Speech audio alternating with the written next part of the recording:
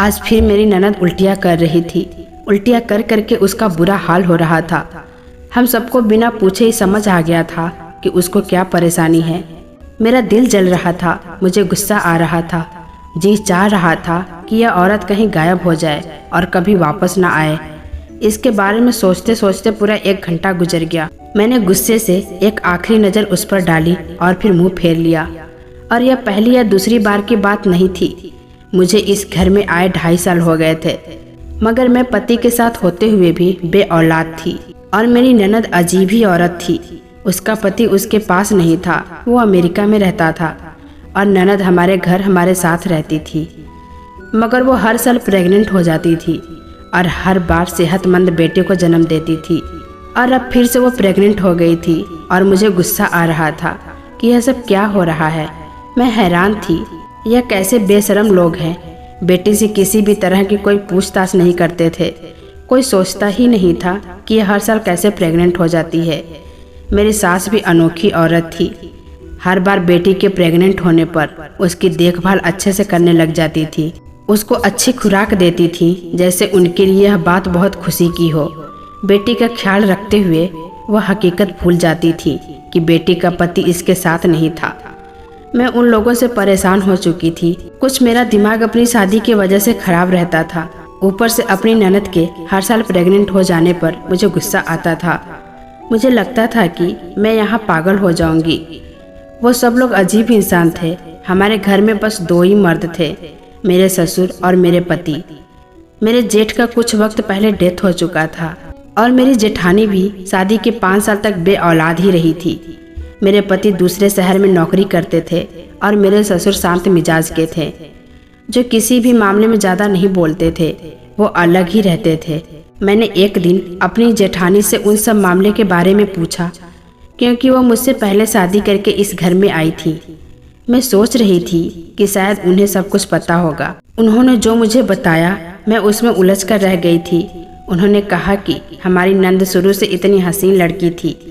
कम उम्र से ही हमारे ननद के बहुत रिश्ते आने लगे थे, तो घर वालों ने भी जल्दी एक अच्छा और कम उम्र का लड़का देखकर इसकी शादी कर दी। शुरू के 2 साल तो हमारी ननद हमारे साथ ही रही और उसके पति ने उसे बहुत मोहब्बत और प्यार से रखा था। मगर फिर अचानक एक रोज वो उसे यहाँ छोड़कर चला गया और आज तक वापस नहीं आया। सुनने में आया था कि वो अमेरिका चला गया है, मगर परेशानी की बात तो यह थी कि उसके चले जाने के बाद भी हमारी ननद की यही हालत रही थी। हर साल प्रेग्नेंट हो जाती थी। न जाने उसमें इतनी शक्ति कहाँ से आती थी कि हर साल एक स्वस्थ बच्चा पैदा कर देती थी। 2-3 बार तो ऐसा हुआ कि उसके बच्चे पेट में ही दम तोड़ जाते थे, लेकिन उसके अलावा बाकी अब तक 2 बेटे पैदा कर चुकी है और अब एक बार फिर प्रेग्नेंट हो गई है। जबकि मेरी जेठानी शादी के 6 साल तक भी पेट से नहीं हुई थी और अब तो विधवा होने का गम भी उनके पल्लू से बंध गया था। मेरी जेठानी खुद भी इस बात से बहुत परेशान रहती थी और वो चुप चुप रहती थी। और जब से विधवा हुई थी उन्होंने घर के मामले से किनारा कर लिया था। कभी कभी मैं यह सोचने पर मजबूर हो जाती थी कि हमारी ननद बहुत नसीब वाली औरत है, जिसे ऊपर वाला औलाद से नवाजा है। मेरी जेठानी ने मुझे यह भी बताया था कि शुरू में इस तरह जब हमारी ननद इतने साल से पति के अमेरिका होने के बावजूद भी प्रेग्नेंट हो जाती थी और कभी कभार अगर उसका तबीयत ज़्यादा बिगड़ती तो दोनों भाइयों को माँ कह देती थी कि बहन को किसी डॉक्टर के पास ले जाओ, और दोनों भाई बिना बात टाले उसे अच्छे अच्छे अस्पताल में ले जाते थे।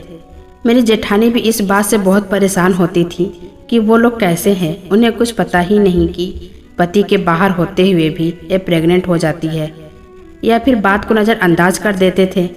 मैं सोच सोच कर पागल हो रही थी कि ये प्रेग्नेंट कैसे हो जाती है, ये कैसे मुमकिन था। मोहल्ले वालों से तो उन लोगों की बनती ही नहीं थी। मैंने शादी के बाद कभी अपने सास को किसी के घर आते जाते नहीं देखा था और ना ही कोई उनसे मिलने आता था।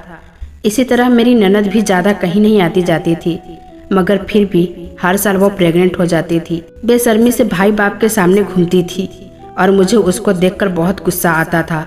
मेरी जेठानी की फितरत नहीं थी कि वो किसी के मामले में दखल अंदाजी करे, मगर उनकी बातों से मुझे अंदाजा हो गया कि वो भी कुछ दिनों तक इस अजीब बात की वजह से हमारी ननद की खोज में रही। वो बता रही थी कि हमारी ननद को इस घर में आ जाने के बाद से न हमारे घर बाहर से कोई आता था और न ही हमारी ननद ज़्यादा बाहर जाती थी। और फिर मैं किचन में खाना बनाने चली गई, मगर मैं दिल ही दिल में अपने पति से इस मामले में बात करने को सोच रही थी। और मैं आज शाम को यही सोच रही थी कि जल्दी से मौका मिले तो मैं उनसे बात करूं। और वो आए तो बस सबके साथ खाना खाकर अपने मम्मी पापा के पास जाकर बैठ गए। आधी रात तक मैं बेसब्री से पति के कमरे में आने का इंतजार करती रही। फिर कहीं जाकर वो कमरे में पहुँचे तो मैंने उनसे बातें करना शुरू कर दी और घुमा फिरा करके बात को ननद की तरफ ले गई थी। मैंने कहा, खैर आपकी फिर से खुशखबरी है। मैंने कहा, आपके लिए फिर से एक खुशखबरी है, आप मामू बनने वाले हैं। मुझे लगता था कि शायद वह मेरी बात पे चौंक जाएंगे या नज़रें चुराएंगे, मगर वो हाँ में सर हिला गए और बोले, भगवान करे सब ठीक ठाक हो। यह सुनकर मेरा दिमाग खराब होने लगा। ये कैसे इंसान थे जिसे कोई परेशानी ही नहीं थी। मैंने ठंडी सांस भरी और अपने ख्याल उन पर जाहिर कर दिया कि कैसे मुमकिन हो रहा है उसका पति उसके साथ नहीं रहता। वो मेरे बात को नज़रअंदाज करते हुए अपना मोबाइल निकालकर बैठ गए। ऐसा लग रहा था जैसे वो ये बात सुनना नहीं चाह रहे थे। सारी बात उनके कान में डालने के बाद भी मैंने उनके चेहरे को वैसे का वैसे ही पाया तो दिल ही दिल में मैं इन सब की बेशर्मी पर हैरान हो गई और चादर ओढ़कर सो गई। मगर अब मुझे राज जानने के लिए कोई और ही रास्ता ढूंढना था, क्योंकि हार तो मैं नहीं मानने वाली थी। यह सब सोचते सोचते मैं कब सो गई पता ही नहीं चला। सुबह जब जागी तो जैसे दिमाग खाली सा हो रहा था।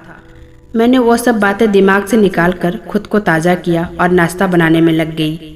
फिर नाश्ता किया और कपड़े धोने के लिए छत पर जाकर मशीन लगा ली। मैं पूरे ध्यान से कपड़े धोती जा रही थी और साथ अपनी ननद के बारे में भी सोच रही थी। और कपड़े धोते धोते यह भी सोच चुकी थी कि किस तरीके से अपनी ननद की सच्चाई सबके सामने लेकर आना है।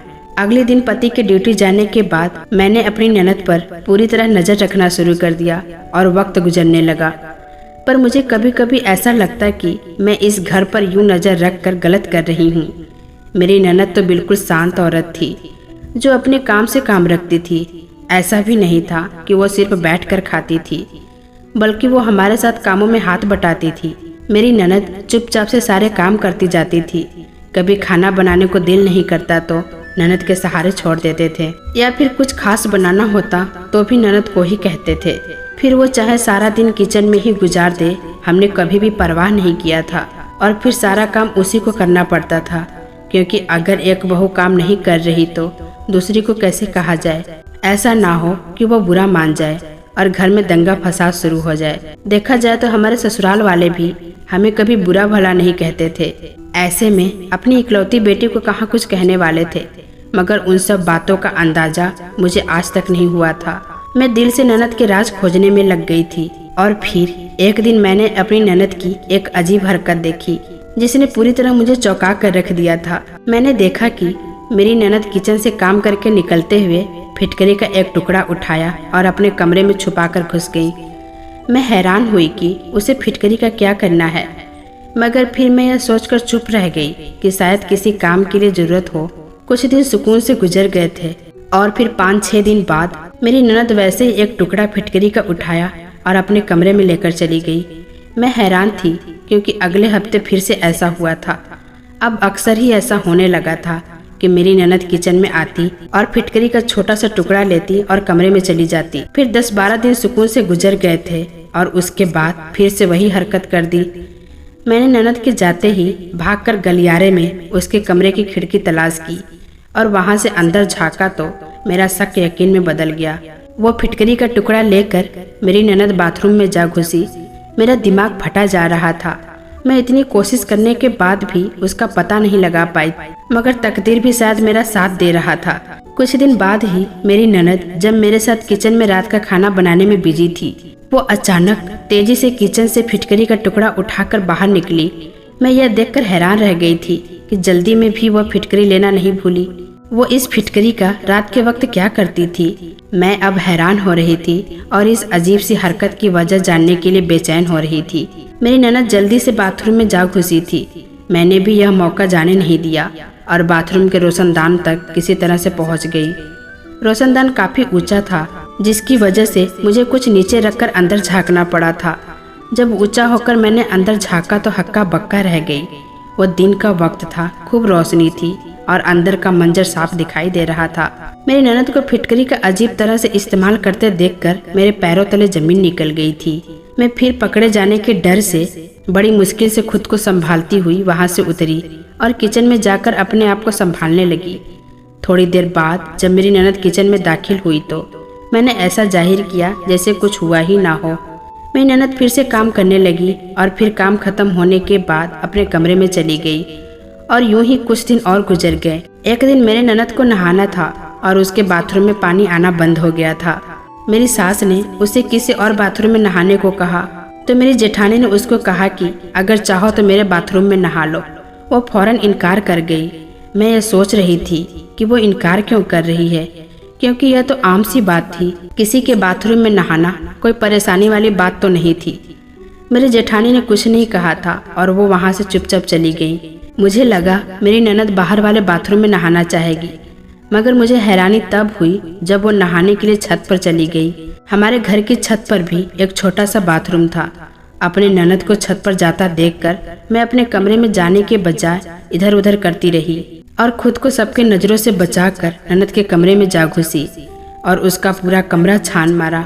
और जब मैंने अलमारी को हाथ लगाया तो मेरी सास पहुंच गई और मुझे अलमारी के पास खड़ा देखकर वो घबरा गई, जैसे वहाँ कोई खजाना छुपा होगा। उनके सवाल पर मैंने बहाना बना दिया कि धुले हुए कपड़ों में मेरे एक सूट का दुपट्टा नहीं था। मैंने सोचा जेठानी और ननद के कपड़ों में ना चला गया हो। मेरी सास आगे बढ़ी और मुझे कहा कि मैं जेठानी के कमरे में देखूं और वो मेरी ननद के कमरे में खुद देख लेंगी। मुझे शक होने लगा था कि इस अलमारी में ऐसा क्या था जो वो छुपा रही थी। मैं तब खामोशी से निकल गई, मगर दोबारा वहाँ देखने का इरादा कर लिया था। मेरी ननद नहाकर नीचे आई तो वो माँ बेटी कमरे में जाकर बैठ गई और मैं बहाने से छत पर जा पहुंची। मैंने वहाँ बाथरूम में झाँका तो मेरा सर चकरा गया, क्योंकि वहाँ तो नहाने की बाल्टी में थोड़ी सी पिसी हुई फिटकरी मौजूद थी। मैं तो परेशान हो गई थी। मैं फौरन जेठानी के कमरे में जा पहुंची और बौखलाकर उन्हें बताया कि मुझे अपनी ननद की हरकतें कुछ ठीक नहीं लग रही है। मेरी जेठानी चौंक गई। उन्हें हैरत हुई थी कि मैं अभी तक अपनी ननद की जासूसी कर रही थी और उन्होंने कहा कि मैं ननद को उसके हाल पर छोड़ दूं, क्योंकि घर में सब लोग देखकर भी कुछ नहीं बोलते हैं तो बेहतर है कि हम भी खामोश रहें। मगर मैं खामोश नहीं रह सकती थी। मैं घर में होते अजीबोगरीब हरकतों को नज़रअंदाज नहीं कर सकती थी। मैंने अपने कमरे में जाकर अपनी एक पुरानी दोस्त को कॉल मिलाई। मेरी वो दोस्त डॉक्टर थी और काफ़ी समझदार भी थी। मैंने दोस्त को बातों बातों में बताया कि मेरी ननद का पति बहुत सालों से अमेरिका में रहता है, मगर वो हर साल एक बेटे को जन्म देती है। मैं हैरान थी कि यह कैसे मुमकिन है। फिर मैंने उसे हर रात फिटकरी को गलत जगह पर इस्तेमाल करते हुए देखा है। मेरी ननद अपने जिस्म के एक हिस्से पर फिटकरी इस्तेमाल करती थी। उस दिन बाथरूम में रोशनदान से झांककर जब मैंने देखा तो मुझे झटका लगा था और आज मैंने ऊपर छत पर भी फिटकरी का पानी देख लिया था। मेरी दोस्त ने सलाह दिया कि हो सकता है वो किसी बीमारी का इलाज करती हो, क्योंकि फिटकरी बहुत सी बीमारियों का इलाज भी है। मैं यह सुनकर परेशान हो गई और अगले रोज सुबह के वक्त मैंने ननद से पूछ ही लिया, फिटकरी का इस्तेमाल क्यों करती हैं? मेरे सवाल पर वो बिना घबराए सुकून से बोली कि भाभी, मेरे जिस्म पर कुछ प्रॉब्लम है। मैं जब भी बाथरूम इस्तेमाल करती हूँ तो मेरे जिस्म के कुछ हिस्सों में जलन होती है।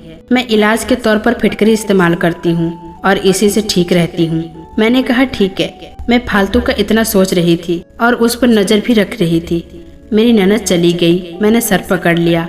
फिटकरी का इस्तेमाल तो बेशक इलाज में हुआ, मगर मेरी ननद की प्रेग्नेंट हो जाने का मामला अभी भी अपने जगह पर मौजूद था। मुझे उसके कमरे की अलमारी का ख्याल आया। शाम के वक्त जब मेरी ननद किचन में काम करवाने आई और मैंने सास और ससुर को खाना ले जाकर दे दिया और मैं ननद के कमरे में जा पहुंची। उसकी अलमारी आज बंद थी। मैंने उसके बेड के पास चाबी ढूंढी और मुझे वो तकिए के कोने में मिल गई। मैंने जल्दी से अलमारी खोलकर देखा तो मेरी आंखें हैरत से फटी की फटी रह गई। अलमारी में कोई आदमी का शर्ट लटका हुआ था जिसको अभी अभी प्रेस की हुई थी और नीचे भी 2 जोड़ी पड़े हुए थे। यह शर्ट किसी और की नहीं बल्कि मेरे पति के थे।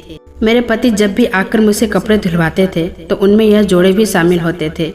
मेरा पूरा शरीर घबराहट से कांपने लगा। मेरे पति के कपड़ों का मेरी ननद के कमरे में क्या काम था और यह इस्त्री क्यों किया हुआ था? मैंने कपकपाते हाथों से अलमारी बंद करके मैं अपने कमरे में पहुंची और खामोशी से बिस्तर पर पड़ी रही। अब जो समझ आ रहा था मैं वह समझना नहीं चाहती थी। मैं चाहती थी कि मैं इस बार जल्दबाजी ना करूं, मगर यह बात छोटी तो नहीं थी। मेरी ननद का पति से दूर रहकर भी 4 साल बच्चा पैदा करना और मेरे पति के कपड़ों का उसके कमरे में मौजूद होना, मेरा दिमाग फट रहा था। मुझे वो पूरा घर ही चालबाज लग रहा था। यह कैसे लोग थे, यहाँ क्या हो रहा था? मेरा दिमाग सोचने से इनकार कर गया था। मुझे याद आया कि जब मेरी जेठानी विधवा हुई तो मेरे सास और ससुर ने मेरे पति को उनसे शादी करने की सलाह दी थी, मगर मेरे पति ने यह कहकर इनकार कर दिया था कि वो भाभी का खर्चा उठाएंगे, मगर वो मेरे अलावा किसी और को नहीं रख सकते थे। वो सब सच था या ख्वाब? मैंने बहुत ध्यान से ननद की जासूसी करना शुरू कर दिया, मगर अब मेरे लिए रातों को सोना मुश्किल हो गया था। मैं अक्सर रात को फिरती रहती थी। मेरी ननद किसी रात अपने बेटे को अपने साथ सुलाती और किसी रात सब बच्चे नाना नानी के पास सोते थे और मेरी ननद अकेले कमरे में सोती थी। अपनी ननद की निगरानी करते हुए एक रोज मैं सुबह 5 बजे उठ गई और फ्रेश होकर कमरे से निकल गई। मेरा इरादा ननद के कमरे की तरफ जाना था, मगर आंगन में नजर पड़ी तो मेरा रूह फना हो गया। आंगन में किसी मर्द का साया नजर आ रहा था। साया चलता हुआ दीवार के पास पहुंचा और दीवार पर चढ़कर दूसरी तरफ कूद गया। मैं चौंक गई थी कि शायद कोई चोर डाकू हो जो रात को हमारे घर डाका डालने की नीयत से आया हो। सुबह उठकर मैंने जेठानी को बताया तो उन्होंने मेरी बातों पर ध्यान नहीं दिया और मुस्कुराकर बोली कि अंदर डाकू आया था तो कुछ चुराया क्यों नहीं, हम भी सलामत हैं और हमारे घर में सब सामान भी। यह बात तो सच थी। मैं उलझ गई। ऐसा भी नहीं था कि मैंने ख्वाब देखा हो। मैंने एक किसी मर्द का साया देखा था। मेरी जेठानी ने मुझे सोच में देखकर नरमी से कहा कि मैं आजकल बहुत ज्यादा सोचने लगी हूँ, इसीलिए ऐसा हो रहा है। वो बोली, मुझे देखो, अपने काम से काम रखती हूँ। हमारी ननद की हालत पर मेरे भी दिमाग में सवाल उठते हैं, मगर मैं दबा जाती हूँ। उसके माँ बाप जिंदा हैं, वो उसे सवाल जवाब कर सकते हैं। हमारा कोई लेना देना नहीं है। आइंदा तुम भी सब सोच दिमाग से निकाल दो। वो काफी हद तक ठीक ही कह रही थी। यह हमारा मामला नहीं था और मैं जरूर उनकी बात मान लेती, मगर सच जाने बिना खामोशी से एक तरफ बैठ नहीं सकती थी। मैंने अपने पति के कपड़े अपनी ननद के कमरे में देखे थे और यह कोई मामूली बात नहीं थी। मैं यह बात अपनी जेठानी को भी नहीं बता सकती थी।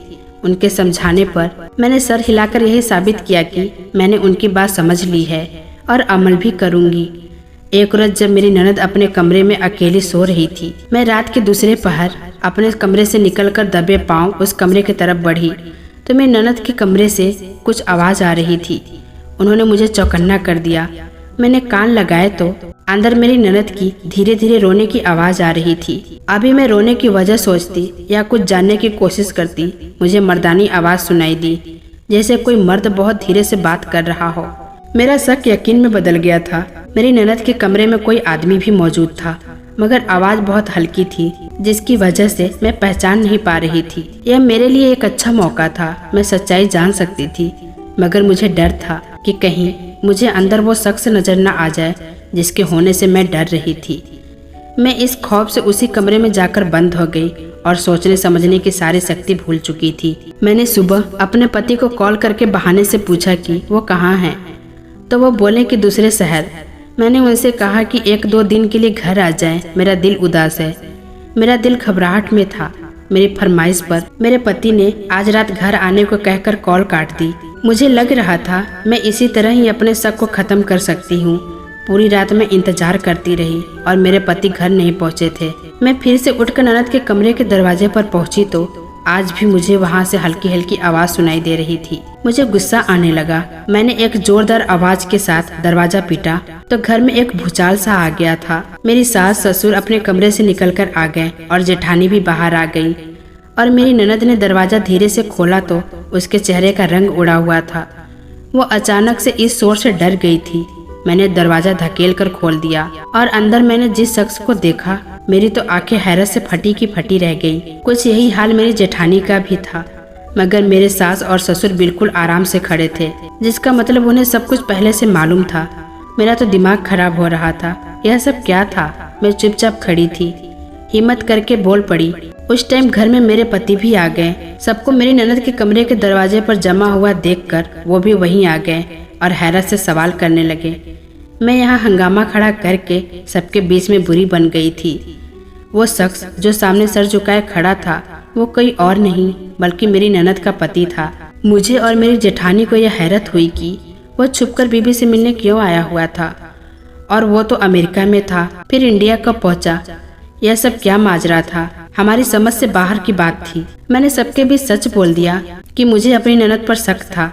मैंने कल भी उनके कमरे में किसी आदमी की आवाज़ सुनी थी, और फिर पति से दूर रहकर उसका हर साल प्रेग्नेंट हो जाना भी हमारे लिए सोचने की बात थी। मेरे पति ने हमारी उलझन पर गहरी सांस भरते हुए हकीकत बताई, जिसने हमें अंदर तक हिला कर रख दिया। हमने अपनी नजरों से अपने नंदोई को देखा जो अभी तक सर झुकाए खड़ा था। मेरी ननद भी परेशान सी खड़ी थी। मेरे पति ने बताया कि हमारी ननद का पति अमेरिका कभी गया ही नहीं था, वो इंडिया में ही था और अक्सर रात को अपनी बीबी और बच्चों से मिलने आता जाता रहता था। यह बात मेरे सास ससुर और मेरे पति भी जानते थे, मगर बस उन्होंने यह सच्चाई हमसे छुपाई थी, क्योंकि मेरे ननद के पति ने दोस्तों से लड़ाई में गलती से एक दोस्त का कत्ल कर दिया था, और तब से पुलिस मेरे ननद के पति को तलाश कर रही थी।